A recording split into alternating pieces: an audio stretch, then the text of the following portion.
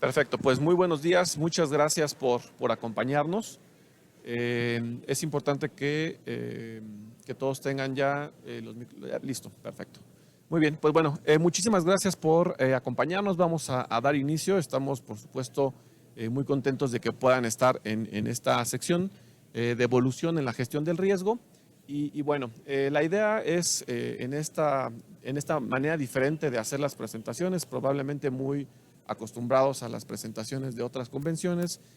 Ahora estamos tratando de encontrar este mecanismo que nos pueda permitir continuar. Y bueno, pues vamos a iniciar nuestro programa. Muchísimas gracias. Toca el turno de presentar, vamos a presentar a Gabriel Eugenio Cruz Zorrilla, quien ya nos acompaña. Él, además de ser el presidente de la Academia de la Medicina del Dormir, Gabriel es otorrinolaringólogo de asistencia integral respiratoria. Cuenta con una especialidad en cuello, cabeza, es egresado de la Universidad de Monterrey, médico también en especialidades de medicina del sueño, precisamente ahora con estas funciones como presidente de la academia, y hoy viene a platicarnos respecto a la innovación en la gestión de riesgos de salud. Entonces, pues bueno, no robamos más de tu tiempo. Muchísimas gracias y Muchas adelante, gracias. por favor, y bienvenidos. Bueno, buenos días a todos. ¿Me escuchan? ¿El audio está bien? Excelente.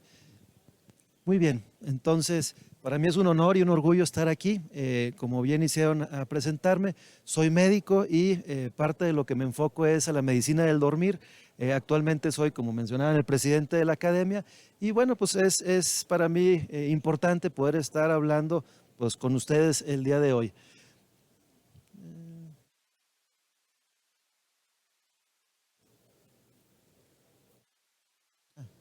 ¿Me pueden ayudar? Ahí está. Bien, no tengo ningún conflicto de interés para esta charla.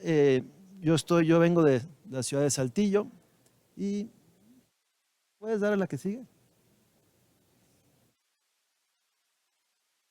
Bien, entonces esta charla la dividimos en 4 bloques. La primera es hablar del modelo socioecológico de sueño saludable, algunas tendencias en cuanto a factores de riesgo, enfocándonos en algo muy tangible en la vida cotidiana de todos, que es la apnea de sueño y sus asociaciones, y terminando con una breve, un panorama, ¿no?, de cómo está el sueño en México. ¿Me ayudas? Muy bien, entonces, bueno, ahí se corrió un poquito, pues desde siempre, ¿no? Dormir es parte pues, de lo que hacemos, es parte de estar vivo y es uno de los pilares fundamentales. Entonces suena algo raro y contraintuitivo hablar de innovación mencionando una necesidad fisiológica que es dormir.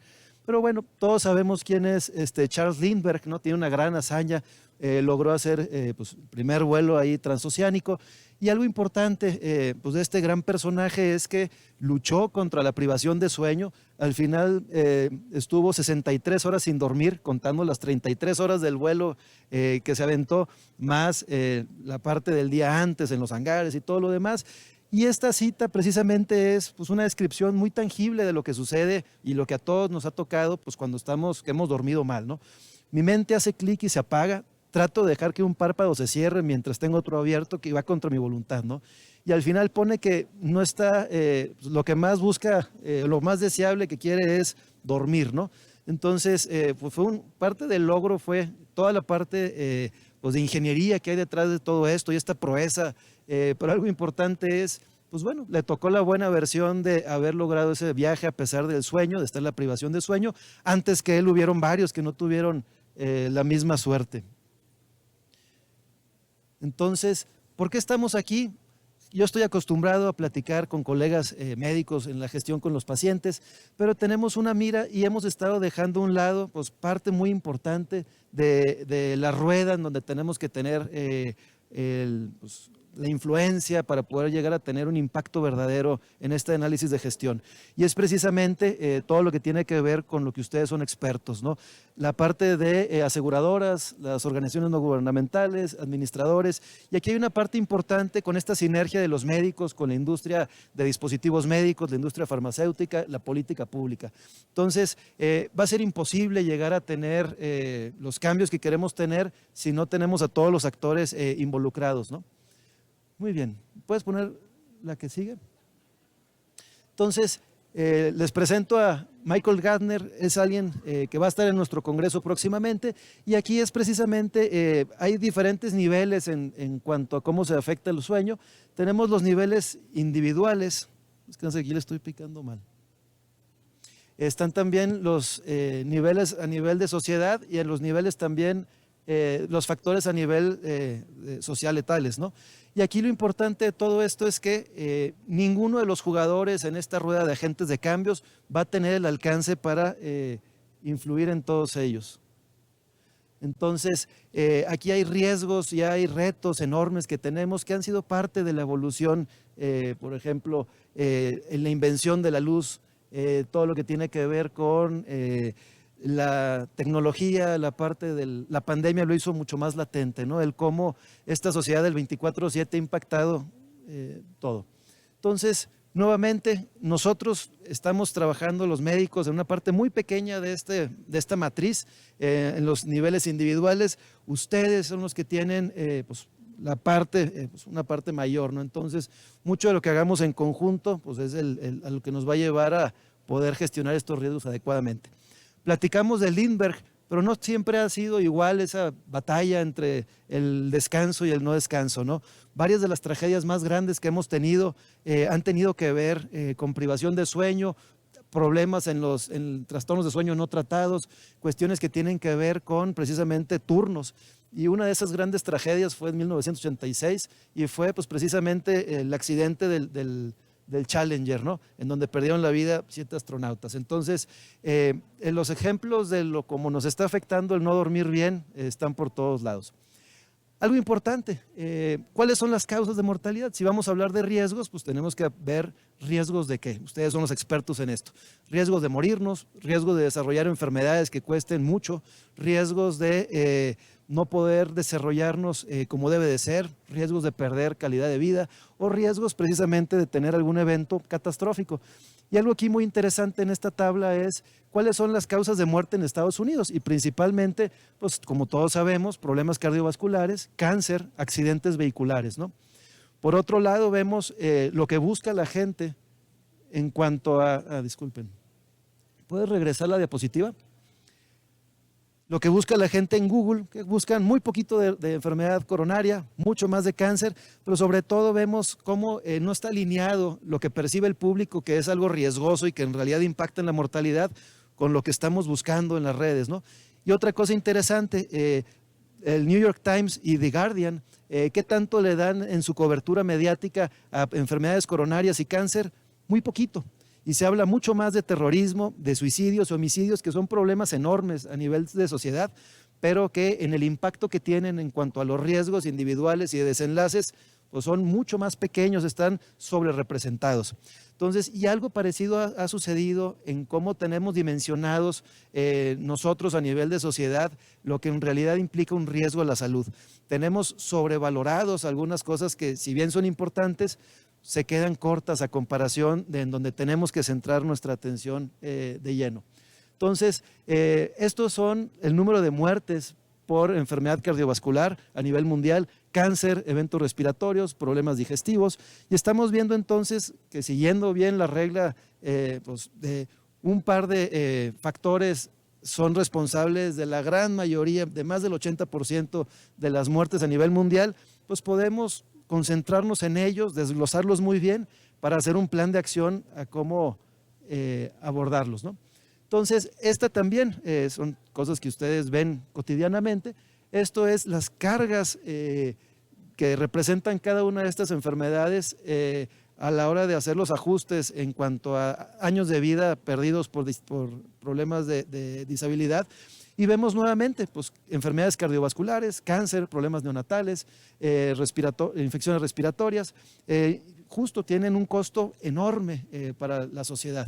Entonces, nuevamente, si ahora sí hablamos de factores de riesgo individuales, hipertensión, tabaquismo, contaminación, niveles elevados de glucosa en la sangre, obesidad, uso de alcohol, pues por muchos son en donde tendríamos que estar enfocando nuestra atención. Y estamos muy acostumbrados a todo esto desde punto de vista de lo que pasa cuando estamos despiertos. Pero la evidencia es enorme en que mucho de lo que podemos hacer, o más bien mucho de lo que sucede mientras dormimos, influye en estos factores. Entonces, olvidarnos de lo que pasa cuando dormimos es tratar de separar dos cosas que son inherentemente unidas, ¿no?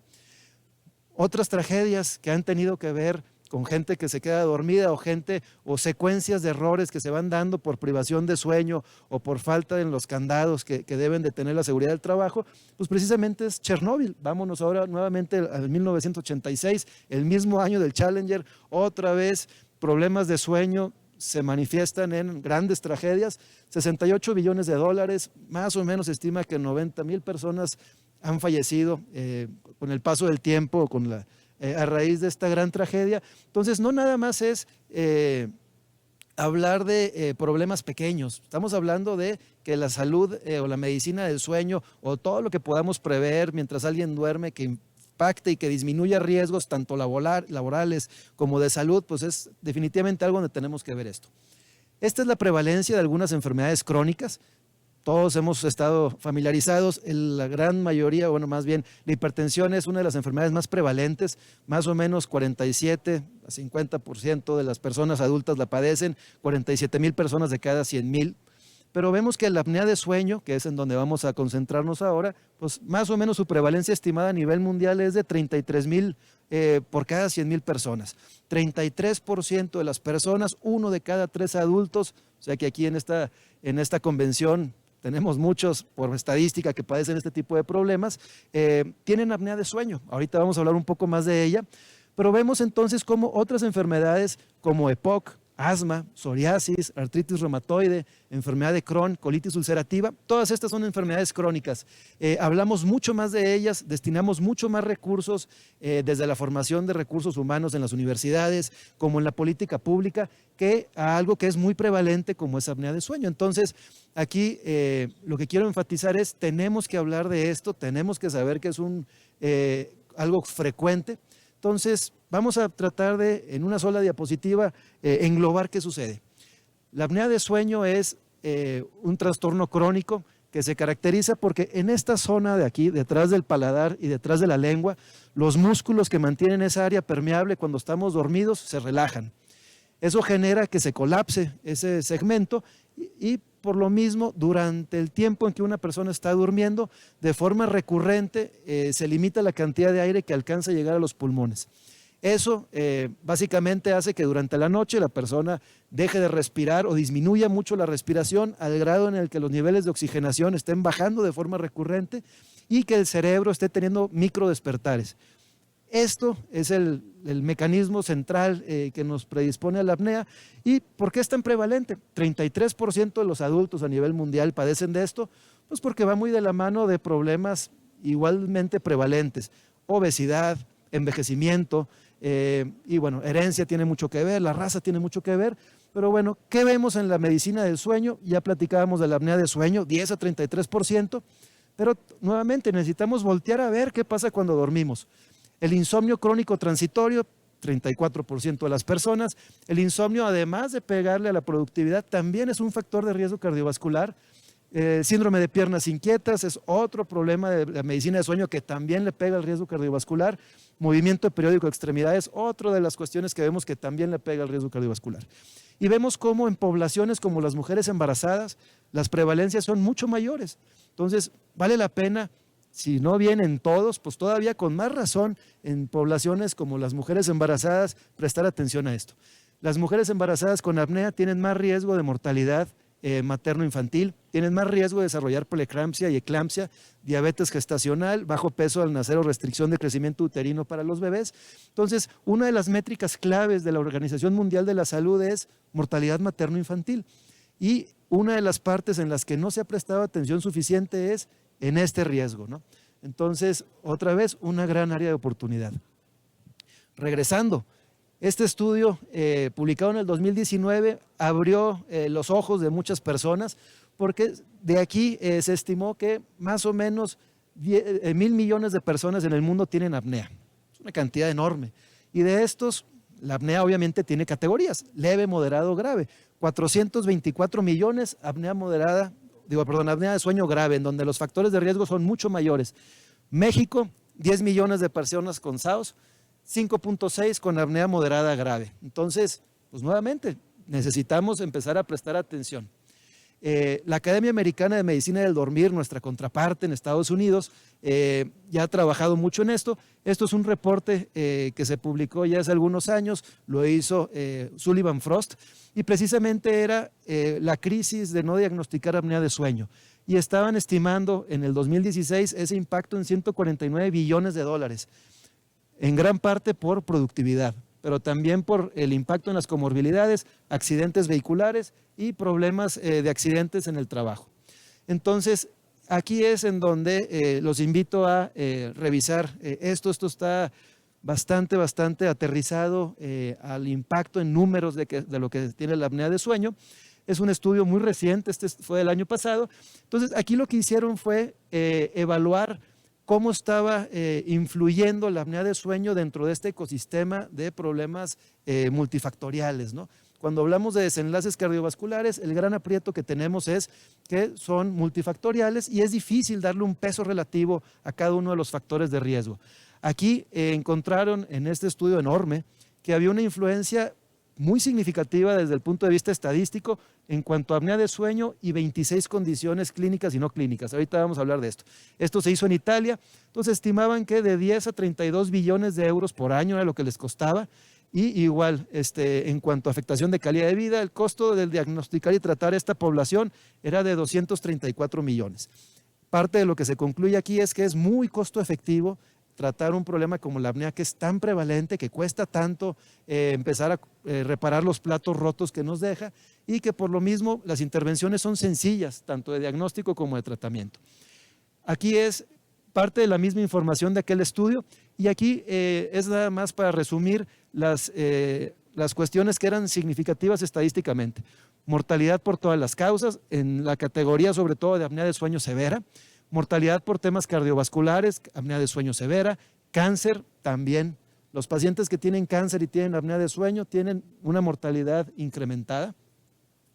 Al mismo tiempo, desde la parte de endocrino, la retinopatía diabética, la enfermedad renal por diabetes, diabetes tipo 2, síndrome metabólico, todos tienen una magnitud importante en cuanto a la relevancia significativa. Por ejemplo, una persona que tiene apnea moderada severa, por ejemplo, tiene pues, más de 3 veces el riesgo incrementado de tener apnea que los que no lo tienen.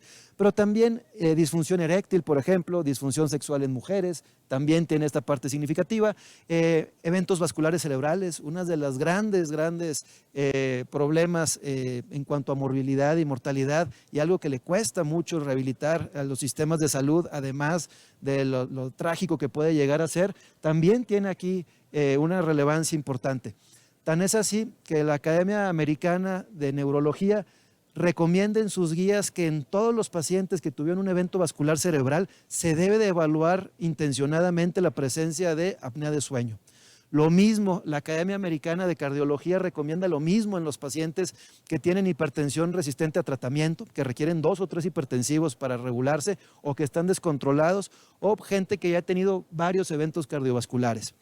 Entonces, la depresión también, fístulas espontáneas de líquido cefalorraquídeo, otra de las asociaciones estadísticas muy importantes, que también es algo que el año pasado cobró por sorpresa al mundo la medicina de sueño, es que la enfermedad hepática de hígado graso no alcohólico tiene una relación muy de la mano de apnea de sueño, reflujo gastroesofágico también. Perdón, ¿puedes regresar una diapositiva? Disculpen. Y hablando de cardio, estamos hablando, oye, es de las causas principales de muerte, riesgos de todo. Entonces, aquí están las relaciones estadísticas de riesgo para hipertensión, como mencionábamos, enfermedad coronaria, disección aórtica, edema pulmonar, también hipertensión arterial pulmonar. Entonces, si la evidencia está ahí, y esto no es nuevo, esto ya tiene mucho tiempo, entonces, pues activamente necesitamos nuevamente voltear a ver esto. Igual, la Academia Americana, por ahí del 2016, precisamente tuvo una campaña mediática bastante grande en el que ponían esto, ¿no? La apnea de sueño lastima el corazón, justo como acrónimo de la insuficiencia cardíaca, hipertensión, fibrilación auricular, es una de las principales causas de comórbidas con la fibrilación auricular, hipertensión resistente, diabetes tipo 2 y evento vascular cerebral. Entonces, nuevamente, si las personas que tienen apnea de sueño tienen el doble de riesgo de tener fibrilación auricular, pues vale la pena buscar en esa subpoblación pues, la presencia de apnea de sueño. Y recuerden, estamos hablando nada más de apnea, ya mencionábamos la prevalencia y el impacto que tienen todos los demás. Entonces, obstetricia, preeclampsia, hipertensión gestacional, niños pretérmino, y bueno, riesgos ahí de terminar un embarazo en cesárea, nuevamente, apnea de sueño impacta en esto. Accidentes, la otra parte, el costo monetario, ya perfecto, los accidentes tienen mucho que ver, vehiculares, en el trabajo, y nuevamente, estos son a la hora de aislar en este análisis la parte de cuánto impacta la apnea sobre los demás. Si quitáramos apnea de sueño de la ecuación, disminuiría la mortalidad de todas las causas 7.5%, por mortalidad cardiovascular 22%, hipertensión resistente 32%. Entonces, pues sin duda, en vez de estar dejando al lado esto, pues tenemos que empezar a considerarlo más. Estamos pasando de prevención terciaria, lo que nos cuesta pasar los platos rotos, a prevención secundaria. Y aquí esto es la mortalidad por gravedad de apnea. Entre más grave sea la apnea, más mortalidad. Y lo mismo pasa con el tratamiento. Entre más grave sea la apnea, más importante es tratar. Y entre más use el CPAP un paciente, que es uno de los estándares de tratamiento, también hay alternativas de cirugía, hay dispositivos de avance mandibular, lo más estudiado es el CPAP, disminuye la mortalidad de forma muy importante. Usos tan cortos como 3 horas de este tipo de aparatos que tratan la apnea tienen un impacto muy importante en mortalidad, es un factor protector, al grado que se equipara a los controles, a gente que no tiene apnea de sueño. Entonces, lo que queremos prevenir es eventos cardiovasculares, eventos neurológicos, eventos endocrinos. Y precisamente en este accidente de tren en Michigan, los 2 choferes involucrados no habían dormido, tenían apnea de sueño, no lo tenían reportado. En Estados Unidos, el ministro de Transporte, cuando hay un chofer con apnea, su licencia va condicionada a que se trate la apnea, porque acaban en este tipo de desenlaces. Entonces, en México dormimos poco, menos de 7 horas, el 28% de la población. Y, por ejemplo, aquí la mitad de la población dice que ronca. Esto es la incidencia y prevalencia de apnea en México. Esto es cortesía del equipo de ResMed en este análisis estadístico. Y aquí en el país, México, apnea moderada grave, 6 millones de personas. Tenemos esta incidencia tan marcada. Y aquí estamos viendo las coberturas, algo de lo que ustedes, y es uno de los grandes retos que tenemos en México, el cómo ampliar las coberturas de los sistemas de salud y esta parte de los proveedores, ¿no? Entonces estamos viendo ese desglose pues de la cobertura del 40% que tienen IMSS, pero vemos también pues, ese 5%, ¿no? Más o menos de penetración ahí en cuanto a seguros de gastos médicos mayores. Entonces, para terminar, el sueño pareciera ser una moneda de 2 caras. Si todos dormimos bien, o nuestros hijos duermen bien, o la gente que nos rodea, o como sociedad de los individuos estamos durmiendo bien, todo está perfecto. Si algo se afecta en nuestra forma de dormir, nos puede tocar la otra cara de la moneda. Y ahí ya vimos, no son riesgos nuevos, más bien lo que parece que es nuevo es la importancia y el peso que le hemos estado dando nuevamente. Entonces, cada quien lo ha estado viendo desde su trinchera. Hasta que no hagamos este tipo de sinergias, vamos a poder ver el elefante blanco, el elefante enorme que tenemos enfrente, que precisamente son los trastornos de sueño y cómo pues, necesitamos hablar el mismo idioma. Les agradezco mucho su atención. Muchísimas gracias, Gabriel, por tan importante y muy interesante presentación. Si quieres, nos podemos sentar. Vamos a pasar, también muchísimas gracias a toda la audiencia, vamos a pasar a la sección de preguntas y respuestas. Por si alguien tiene alguna pregunta que le quiera hacer a Gabriel, por favor, si quiere levantar la mano para que le hagamos llegar el micrófono.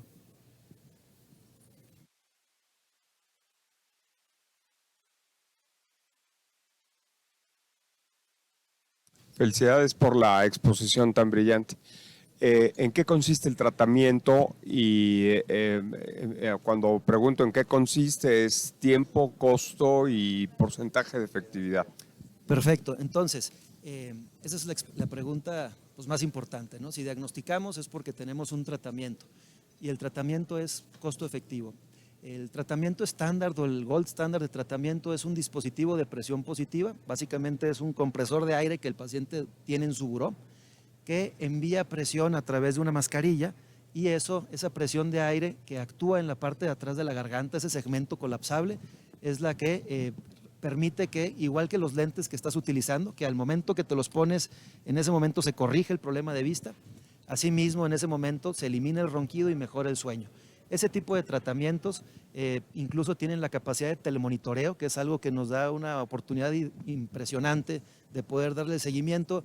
Por ejemplo, el costo de un CPAP en México oscila, dependiendo del tipo de aparato, entre los 12,000 a los 20,000 pesos. Es un equipo que a partir del segundo año, no me puse mucho de eso en la plática, pero a partir del segundo año se convierte tremendamente costo efectivo. Empezar el tratamiento en un paciente ya con los estudios, con la parte de las consultas, la evaluación y las intervenciones, contemplando también el costo de estudiarlo, más o menos equivale a alrededor de 100,000 pesos en uno de los estudios que no se ha publicado en México, pero que está hecho. Y precisamente algo también importante es que libera camas de hospital. Ahí hay un estudio grande que se hizo de la mano de una empresa aquí en México que tiene contratos ahí con el IMSS y el ISSSTE, y más o menos tener una clínica de sueño que tenga capacidad de hacer 10 estudios por día con una población de 150 pacientes en tratamiento, libera alrededor de 100 y tantos camas en el hospital, ¿no? En un plazo de un par de meses. No recuerdo bien la cifra, pero es tremendamente costo efectivo. Gracias, doctor. Aquí tenemos otra pregunta de la audiencia y nos comentan, o más bien la pregunta dice, la apnea de sueño, ¿eso puede ser considerada dentro del concepto de salud pública? Bien, excelente. Salud pública, o más bien es un problema de salud pública porque reúne las características para eso. Es muy prevalente, afecta a más del 10% de la población. Es un problema que genera impactos y costos enormes al sistema de salud y que tiene un tratamiento costo efectivo. Entonces, eso lo convierte en algo de interés de salud pública. Y si volteamos a ver lo que está sucediendo en otros países, pues es algo que, por ejemplo, en España, dentro de una iniciativa que tienen de priorizar la salud mental, en España esto obviamente el sistema de salud lo contempla y tienen programas muy robustos, pero a raíz de la relación que tiene con suicidios, depresión y ansiedad, se vinculó a estas cuestiones de salud mental y nuevamente hubo un empuje muy importante, no nada más a la apnea de sueño, sino al sueño en general como todo, ¿no? Entonces sí, es un problema de salud pública, falta tomar más esto en política pública. Por ejemplo, la Cámara de Senadores, la Comisión de Salud, el año pasado emitió, ¿no? Cuando pusieron el Día de Salud Cardiovascular, emitieron todo un documento y no mencionan la apnea de sueño como un factor de riesgo o los problemas de sueño.